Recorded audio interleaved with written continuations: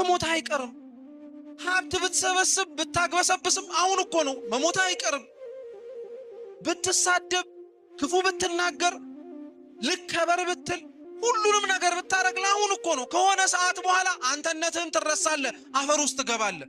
በሞታችሁበት ቅጽበት ሰው በምን ያክል ፍጥነት እንደሚረሳችሁ ብታውቁ ሰውን ሳይሆን እግዚአብሔርን እያስደሰታችሁ ትኖሩ ነበራል።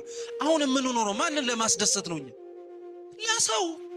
ለሰው አንወሻሽ። ለሰው ሁሉን መሸከም ትፈልጋላችሁ? ሁሉን መቻል፣ ሁሉን ማሳለፍ፣ በሁሉም ቦታ ላይ ክርስቲያን መሆን ትፈልጋላችሁ? እግዚአብሔርን ተሸከሙት በቃ። እና እንዴት ህይወታችን በሙሉ ምስቅልቅሉ አይወጣም? ሰውነታችሁ የተሰራው ክርስቲያኖች የሁላችንም ሰውነት የታነጸው ለማን? ቤተ መቅደስ እንዲሆን ለእግዚአብሔር። በቃ ለሌላ አይስማማም። አይገርማችሁም? እንደኛ መላስ እኮ አማኝ የለም፣ እንደኛ መላስ ታዛዥ የለም፣ እንደኛ መላስ እግዚአብሔር የሚል የለም። ልባችንና ሰውነታችን ግን ሌላ ያስተናገደውን ያውቀዋል በውስጥ ጠንቅቆ። አለማረፋችን፣ መባዘናችን፣ መቅበዝበዛችን ሰላምን የምትሰጠዋ ቤተ ክርስቲያን ውስጥ ተገኝተን አሁንም ሰላም አልባ መሆናችን ቤተ ክርስቲያኗ አንዱ ክርስቶስን እንደቻለችው እኛ ግን ሰውነታችን ከሱ ውጪ ሌላ ብዙ ኮተት ስለያዘ ነው። ኮተታችንን ማራገፍ አለብን። እንቅጩን ነው፣ እውነቱን ነው የምነግራችሁ ክርስቲያኖች። ሁላችንም ኮተቱን ማራገፍ አለብን።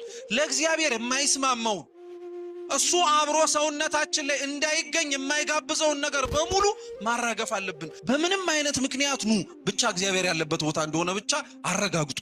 መስተካከል መታረም አለብን። እዚሁ ነው መታረምና መስተካከል ደግሞ ያለብን።